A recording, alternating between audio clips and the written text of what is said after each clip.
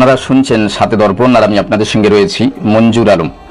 ভারতে 1.5 মাসে কেউ নাগরিকত্ব পেতে আবেদন করেননি। সংশোধিত নাগরিকত্ব আইনের সিএএ অধীনে ভারতের নাগরিকত্ব পেতে গত 1.5 মাসে একজনও সরকারের কাছে আবেদন করেননি। ভারত সরকারের স্বরাষ্ট্র মন্ত্রণালয় এ তথ্য জানিয়েছে। কেন্দ্রীয় সরকার চলতি বছরের 11ই মার্চ সিএএ সংক্রান্ত বিধি নিয়ম তৈরির পর তা চালুর বিজ্ঞপ্তি জারি করেছিল। সেদিন থেকেই নাগরিকত্ব পেতে অনলাইন আবেদনের সুযোগ দেওয়া হয়। 2019 সালের 11ই ডিসেম্বর যে আইন জারি করা হয়েছিল, 5 বছর টাল বাহানার পর চলতি বছরে তা বলবৎ করা হলেও ঘটনা হলো এখন পর্যন্ত সারা দেশে একজনও ওই আইন অনুযায়ী নাগরিকত্ব পেতে আবেদন করেননি।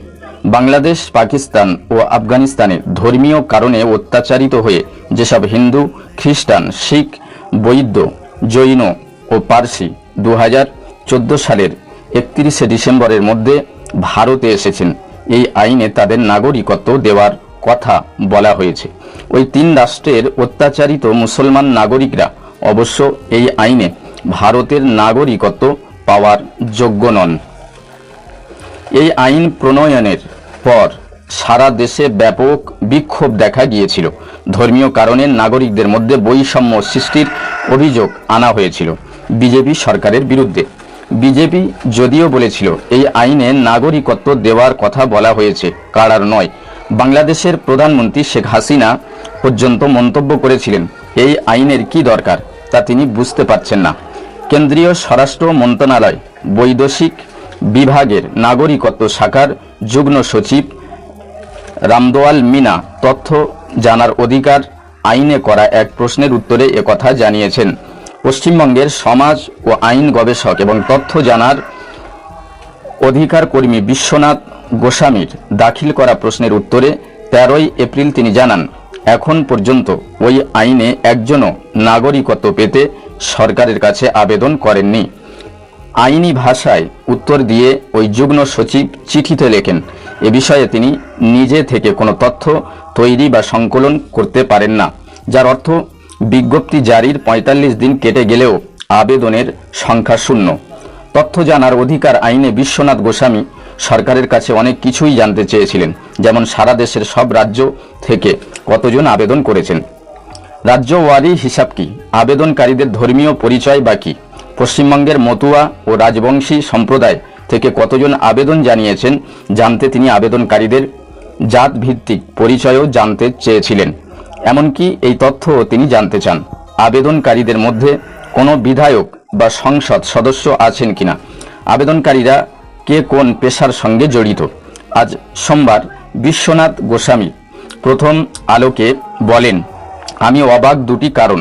প্রথম কারণ, উত্তর এসেছে বলে, কারণ এই ধরনের বিতর্কিত কোনো প্রশ্নের উত্তর সরকার সাধারণত দিতে পছন্দ করেন না, নানাভাবে এড়িয়ে যায়। দ্বিতীয় কারণ, এখনো পর্যন্ত একজনও আবেদন জানাননি বলে, অথচ লোকসভা ভোটের মুখে এত ঢাকঢোল পিটিয়ে বিজেপি আইনটি বলবৎ করল। বিশ্বনাথের বিস্ময়ের আরও একটি কারণ, পশ্চিমবঙ্গের মতুয়া ও রাজবংশী মহলের ঔদাসীন্য। তিনি বলেন, গোটা বিষয়টাই যে ভোট কেন্দ্রিক তা পরিষ্কার। সিএএ নিয়ে সবচেয়ে বেশি শোরগোল হয়েছে পশ্চিমবঙ্গে মতুয়া ও রাজবংশীদের নাগরিকত্ব দেওয়া নিয়ে। বিজেপি শুরু থেকেই রাজনীতি করে আসছে, ভুল বুঝিয়ে এসেছে। শর্তহীন নাগরিকত্বের প্রতিশ্রুতি দিয়েও আবেদনপত্রে এক গাদা শর্ত আরোপ করা হয়েছে। মতুয়া সমাজকে আশ্বস্ত করতে কেন্দ্রীয় মন্ত্রী শান্তনু ঠাকুরও বলেছিলেন তিনি আবেদন করবেন।